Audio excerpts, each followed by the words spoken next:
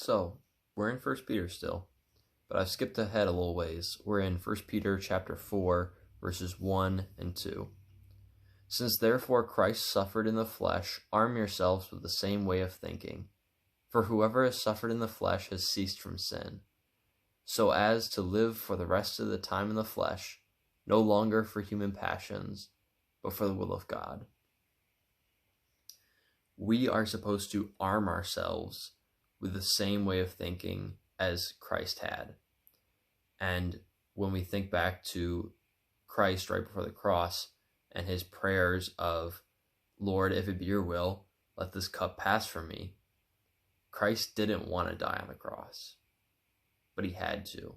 He knew that he had to go through the suffering of the cross in order to achieve the will of the Father.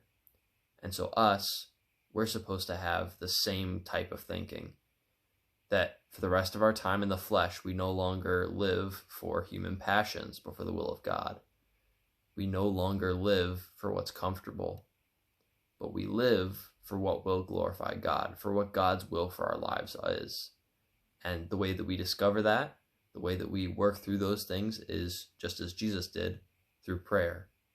So use prayer to discern the will of God and live for the will of God, as opposed to living for what's comfortable and what your flesh desires.